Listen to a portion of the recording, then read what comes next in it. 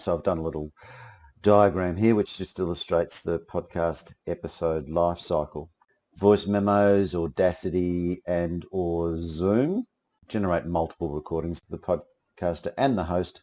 Beyond that, we then use Audacity to do the production phase. So all four of those elements are combined together inside a blog post. Really simple syndication. Include Apple Podcasts, Stitcher, Google Play, so there's quite a few of them. Just wanted to go a little bit deeper into the recording cycle. The app developers have decided to actually prohibit the whole thing altogether. The best audio quality from a local recording, iPhone or Android phone, and they're using an app like Voice Memos or whatever to actually do the physical recording so that it's just loud enough so that they can hear each other, but not so loud that it bleeds into the other recording.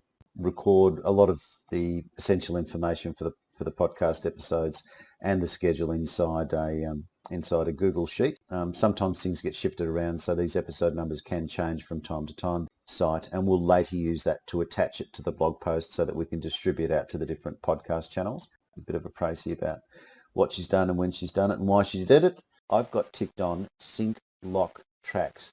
Now this will become evident later why this is a really good idea. So what I would normally do is click on the file name itself, rename the track, and we'll call this one Louise so that we know whose recording is whose. And Control 1 actually zooms in on the sound wave. I'm not sure if you can see that going on there. Normally a couple of minutes. There's normally a couple of minutes worth of preamble where, okay, so it takes a little bit of mucking around to find out where these starting points are, but we've now found Jules' count in at 3, 2, 1.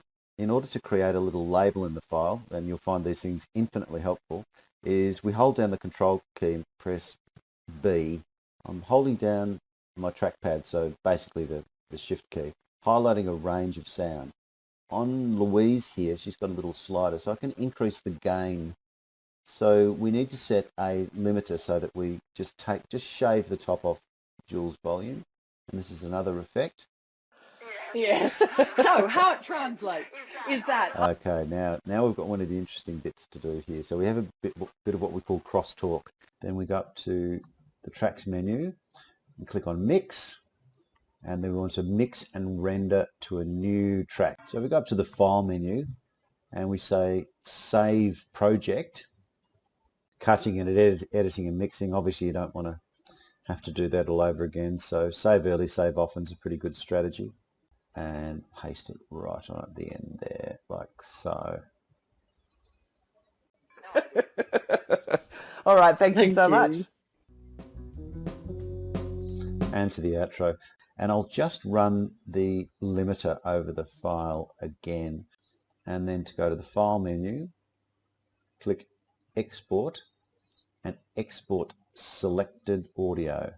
Bit rate mode, I always have trouble saying that, should be constant. The quality should be a minimum of 192 kilobytes per second. That's a sampling rate. This won't be settable. And then channel mode is to force export to mono. And as we watch the MP3 file being generated, I think we'll probably leave it there. Begin the next phase, which is about putting the blog post together for publication.